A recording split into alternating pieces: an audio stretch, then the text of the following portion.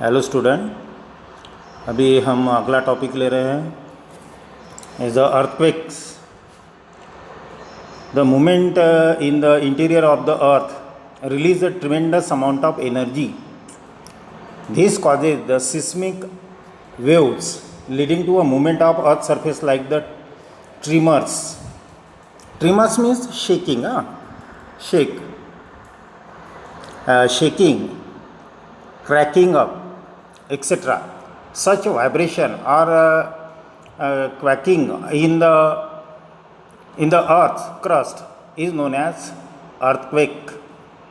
जब अर्थ क्या होती है कि वाइब्रेट होती है, वाइब्रेशन की वजह से अर्थ को क्या होती है यानी वो शेक करती है. और ट्रिमर्स या अर्थ सरफेस जो है उसको क्या जाते हैं, क्रैक जाते हैं. इसको क्या बोलते हैं, the earthquake. It is believed that beside the other causes, the man-made causes like the mining and construction of big dams can also leads to a earthquake. कुछ जो man-made causes like the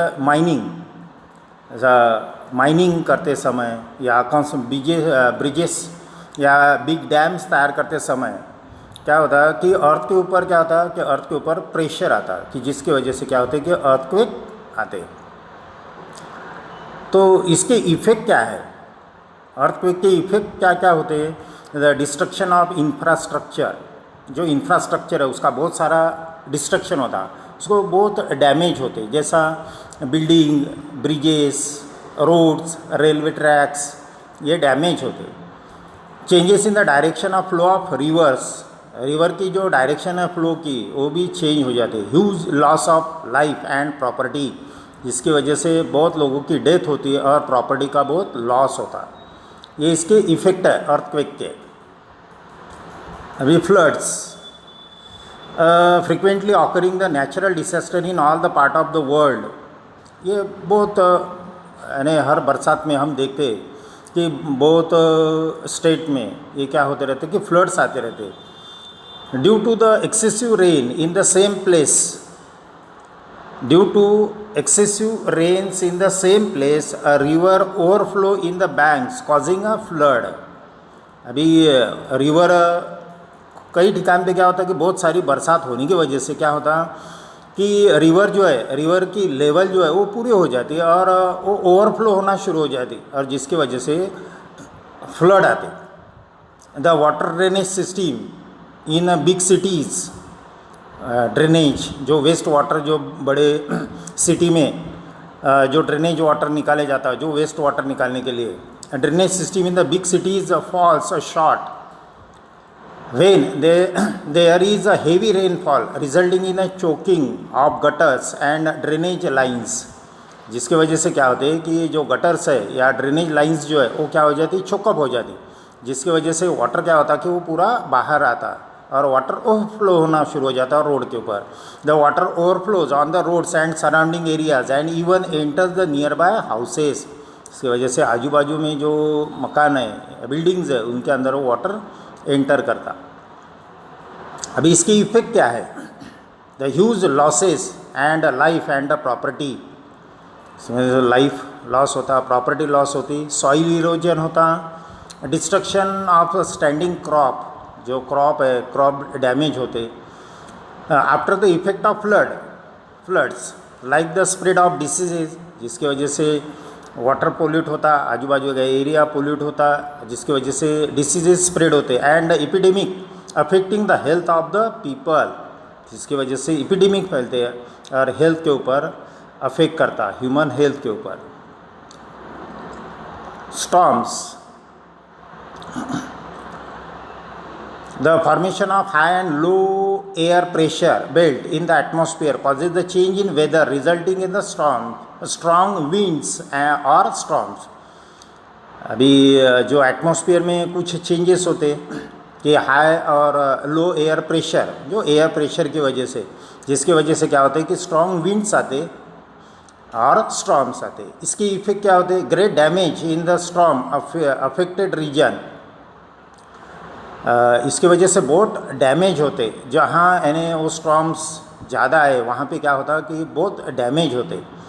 tremendous losses to a life and property loss होती, इसकी वजह से life losses होते, यानी उनकी death होती। Destruction of electricity supply, electricity break हो जाती। Destruction of transport and communication, transportation के लिए डिस्ट्रप्शन होता and disruption of transport and communication, यानी वो जो ट्रांसपोर्ट है या कम्युनिकेशन है वो डिस्टर्ब हो जाता। सॉरी हाँ, अभी अगला जो टॉपिक है हमारा is the forest fire. Forest fire is an uncontrolled fire in the forest pasture or the grassland due to a natural or the man-made causes। अभी वो जनरली ये समर में वो क्या हो जाती है कि ब्रांचेज जो है लीव्स की वो क्या प्लांट की वो क्या हो जाती है, ड्राई हो जाती है। और उसी समय क्या होते रहता कि स्ट्रॉन्ग विंड्स जो है वो फ्लो होना शुरू हो जाती है, जिसकी वजह से क्या होता है कि जो ब्रांचेस है प्लांट की वो क्या होता है उनमें वो एक दूसरे के ऊपर वो फ्रिक्शन करते, वो फ्रिक्शन की वजह से क्या होती है कि फायर तैयार होती है। और फायर की वजह से इज द स्पार्क तैयार होता है, और स्पार्किंग की वजह से क्या होता है कि जो ट्रीज़ है वो ड्राई हुए है वो क्या हो जाते उनकी फायर होना, उनको आग लगना शुरू हो जाती, और वो ट्रिमेंडसली स्प्रेड होते जाती सब तरफ, पूरे फॉरेस्ट को वो आग सब तरफ फैल जाती। A forest fire is an uncontrolled fire in the forest pasture or the grassland due to natural or man-made causes। कुछ जो फॉरेस्ट में जो लोग जाते वहाँ पे तो वो भी क्या करते कि उसको कहीं कहीं आग लगा देते। The forest fire spread at a tremendous speed, और बहुत स्पीड से वो सब तरफ वो फैलना शुरू हो जाती। अभी इसकी इफ़ेक्ट क्या होते, effect of forest fire, the great damage to a natural wealth, जो नेचुरल वेल्थ है वो बहुत डैमेज होती, एंड बायोडाइवर्सिटी, और बायोडाइवर्सिटी भी क्या हो जाती इसकी वजह से डिस्टर्ब हो जाती। पोल्यूशन ऑफ एयर पोल्यूट होती, जिसकी वजह से जैसा कि उसमें स्मोक तैयार होता, जो गैसेस उसमें से कार्बन डाइऑक्साइड, कार्बन मोनोऑक्साइड, ये गैसेस उसमें से बाहर गिरते। ये हो गया हमारा। अभी आगे जो है disaster management, the community participation and disaster management are closely related। अब इसमें कम्युनिटी पार्टिसिपेशन बहुत ज़रूरी है कि जो डिसास्टर मैनेजमेंट, ये दोनों में कैसा है कि क्लोजली रिलेटेड है। Taking the step to prevent the disaster नहीं होने को ना, इसके लिए उसको प्रिवेंट करने के लिए अपने कुछ स्टेप लेना जरूरी है। Making plans to face disasters and developing the capacity for that is called as the disaster management। To prevent or reduce the damage caused by the natural or man-made disaster, emergency planning and management is required। इसके लिए कुछ planning करना जरूरी है, emergency planning,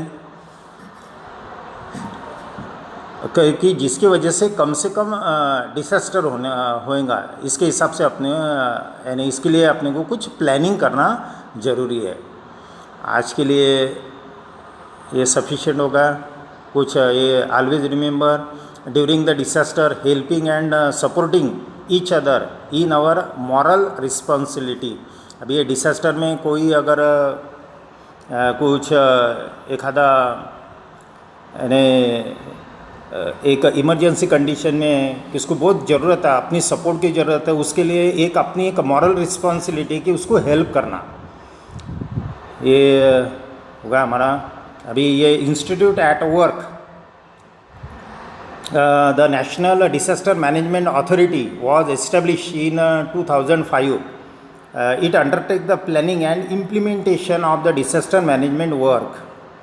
अभी ये disaster management authority कब तैयार की गई कि 2005 में, कि इसमें क्या था कि कुछ प्लानिंग करना और इम्प्लीमेंटेशन करना डिसास्टर मैनेजमेंट वर्क के ऊपर। आज के लिए इतना सफिशिएंट है, फिर नेक्स्ट टॉपिक हम बाद में लेंगे। Thank you.